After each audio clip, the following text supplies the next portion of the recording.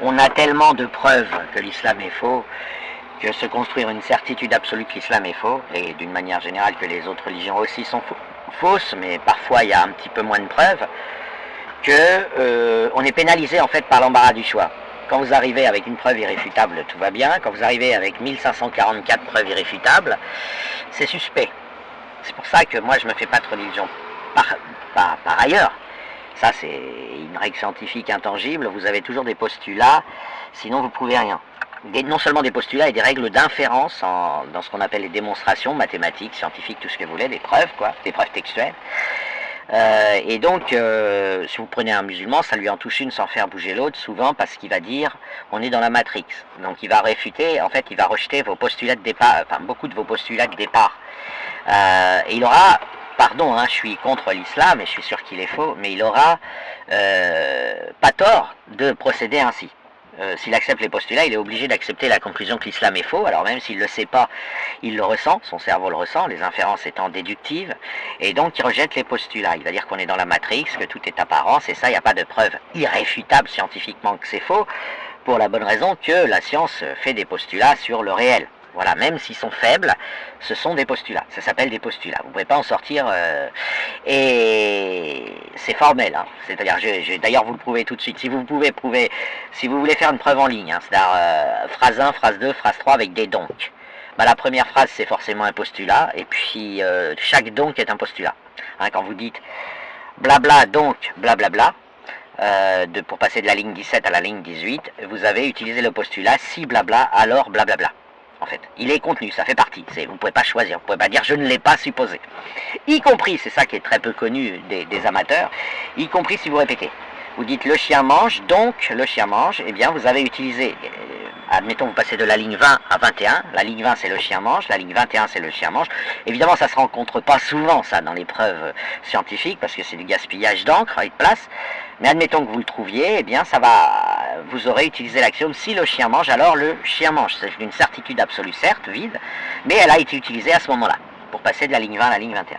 Bref, là je vais proposer un argument qui a vraiment à tout sauf d'un argument scientifique. C'est un peu paradoxal, on pourrait penser que il est fragile. En réalité, moi si j'étais musulman, donc je rejette les postulats sur le réel, je dis qu'on est dans la Matrix, c'est ce que pensent la plupart des musulmans, on est dans la Matrix, donc toute cette réalité est une illusion construite par conjointement Satan et Allah qui s'entendent sur ce point pour capturer des gens qui ne seraient pas musulmans et pour les égarer en les faisant profiter de la dunya, de la vie terrestre, et en leur donnant le goût de la vie terrestre. Tout compris, les discothèques, les clubs méditerranéens, mais aussi la NASA, le fait d'aller sur la Lune, les découvertes scientifiques, le Big Bang, tout ce que vous voulez. Pour le musulman, tout ça, c'est des productions de la Matrix que Allah a donné à Satan pour égarer les gens. Voilà. Et puis pour beaucoup d'autres religieux, ils s'en sortent comme ça. Voilà, ils rejettent tout le réel, et comme ça, ils n'ont pas besoin d'argumenter. Maintenant, dans ce réel, à l'intérieur de ce réel, j'ai quand même fait une remarque qui n'est pas du tout scientifique et qui est... Moi, si j'étais musulman et si je n'étais pas solipsiste, ce qui est... En général, les musulmans ne sont pas solipsistes, c'est quand même une réflexion que je me ferais. Si l'islam avait la moindre chance d'être vrai, et si on fait le raisonnement, et lui, il n'appartient pas au réel, donc il est infaillible, du pari de Pascal neurologique, enfin du pari de Pascal, ma version, pas celle mondaine de Pascal, la version que j'ai développée. Il y a une conclusion à laquelle on arriverait, qu'on soit dans la Matrix ou non, c'est que les dirigeants de ce monde nous forceraient à nous soumettre à l'islam pour notre bien. Pourquoi? Parce que les dirigeants de ce monde, ils mettent en place et font énormément d'efforts, ils gaspillent énormément d'énergie pour la sécurité et le bonheur des gens, même s'ils font aussi des guerres. Ils font les deux, ils font des guerres et ils font aussi, voilà, ils s'arrangent pour qu'il y ait un téléphérique, une télécabine sur 20 millions qui a un accident mortel, c'est-à-dire qui tout simplement se décroche des fils et tombe dans le vide. Ça, c'est pas venu par hasard, c'est parce que nous avons des dirigeants qui souhaitent protéger les gens qui prennent des télécabines. De même, nous avons un avion sur 1 million qui s'écrase. Ok, c'est pas par hasard. Si vous faites ça, si vous êtes brouillon, ce sera 1%. Ou 1 sur 1000, et déjà 1 sur 1000 c'est peu, mais c'est beaucoup trop. Eux, ils se sont arrangés pour qu'il n'y en ait qu'un sur 1 million qui s'écrase. Donc ils nous veulent du bien. Ils veulent pas qu'on meure tous dans des accidents d'avion ou dans des crashs de télécabine. Ils sont un peu plus, devant le lobby automobile, devant pour tout un tas de raisons, ils sont un peu plus mollassons avec la sécurité automobile, mais ils ont fait des efforts. On est passé de 10 000 morts par an sur les routes de France à 3 000 morts grâce à tout un tas de décisions institutionnelles qui ont mêlé avec les radars automatiques, on met de l'argent un petit peu dans les caisses de l'État et en même temps on améliore la sécurité et tout un tas de choses. Donc les dirigeants, ils vont pas se fatiguer à protéger les gens de souffrances, de blessures, de mort. La mort, ça coûte pas très cher, on enterre la personne et puis c'est tout. Et en même temps, les envoyer brûler vifs dans l'huile bouillante éternellement après le passage sur Terre, ce serait complètement incohérent. Vous n'allez pas dire, je te protège pendant ta vie terrestre, mais ça me gêne pas que tu ailles brûler vif dans l'huile bouillante. C'est insupportable, c'est bien pire que la mort de rester en vie, de rester conscient, réveillé et de brûler vif éternellement dans l'huile bouillante. Okay, c'est un feu beaucoup plus chaud que le feu terrestre. Et c'est ce que la théorie, c'est ce que l'islam affirme. Pour les gens qui ne sont pas musulmans, l'islam affirme que c'est ça qui va leur arriver.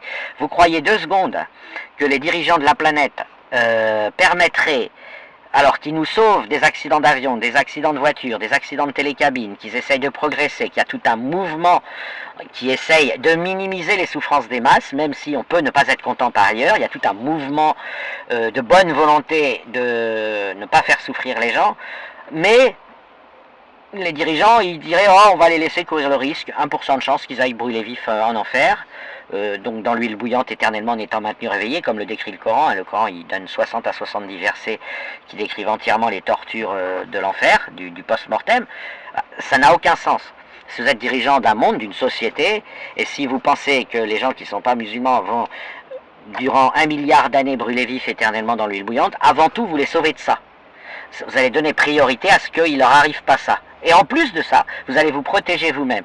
Vous allez ne pas vouloir que vous, en tant que dirigeant, ça vous arrive de terminer dans l'huile bouillante éternelle. Ou en tout cas, durant 1 milliard d'années, si vous avez du mal avec la notion d'infini. Et voilà, donc de manière totalement évidente, les dirigeants et les directions du monde, y compris du monde musulman, ne font pas ça. Maintenant, pourquoi ils font pas? Je pense que vous aurez tous compris, c'est parce qu'ils ne croient pas à l'islam. Ils ne pensent pas que l'islam est vrai.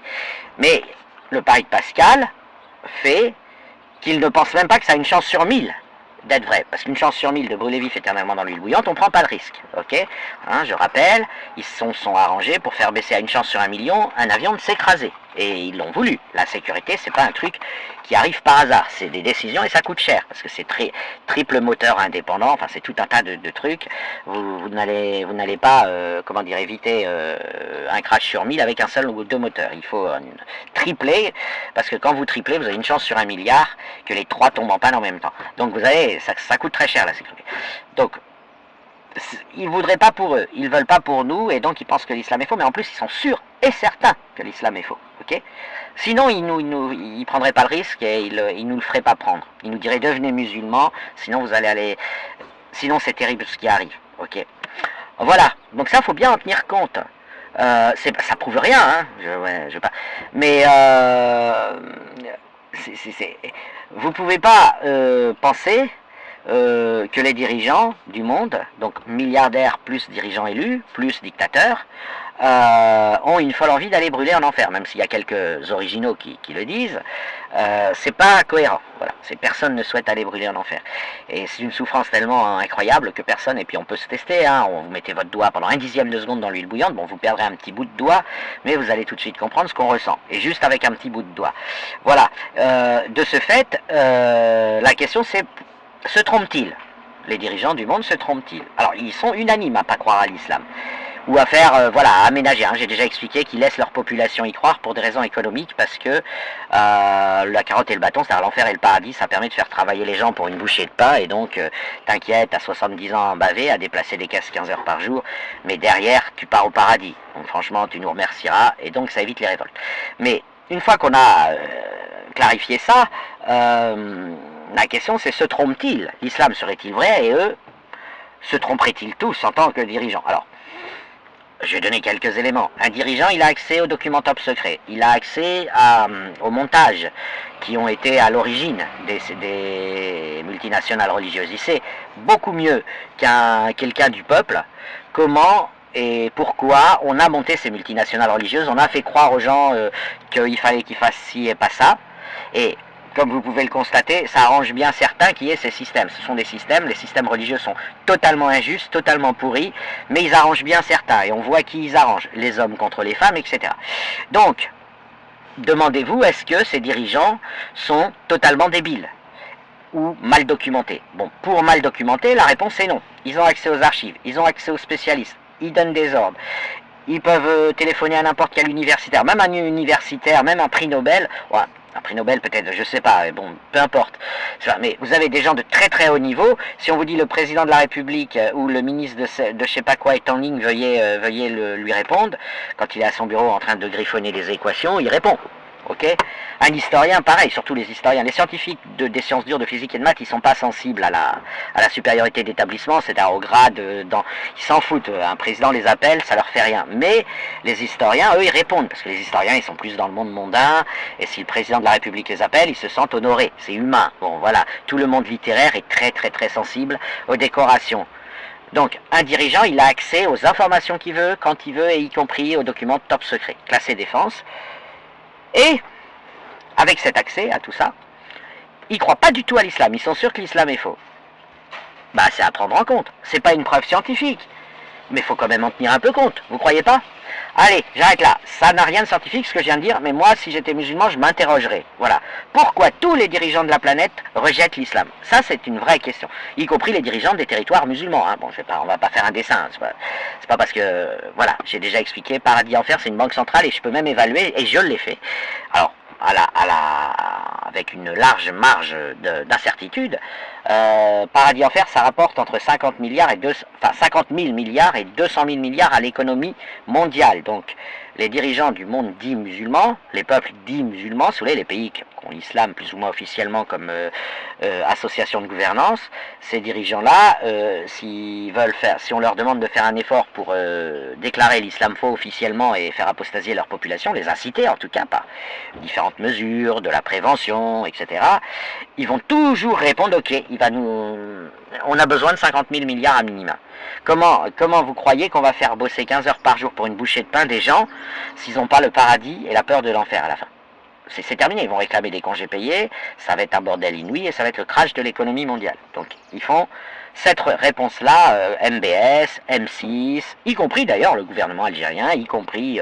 d'ailleurs il l'a dit, j'ai une citation exacte de 2018, quand il a rencontré Macron, je crois que c'était le 6 janvier, Erdogan, y compris Erdogan, Erdogan ne croit absolument pas une seule seconde à l'islam, mais il a répondu à Macron que il est important que le peuple, lui, y croit, pour la stabilité de la politique, des ménages, etc.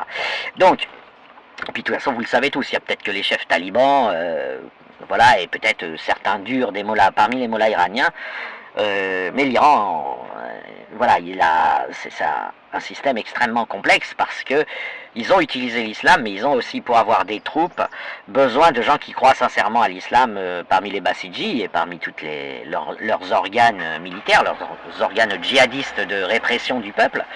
Et ceux-là, ils croient sincèrement à l'islam, mais ce n'est pas des dirigeants, c'est des troupes.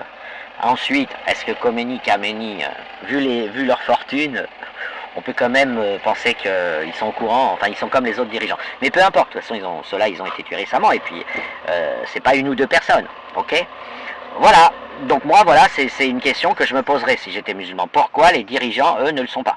Et pourquoi ne sauvent-ils pas les gens de l'enfer? Ça devrait être une priorité, normalement.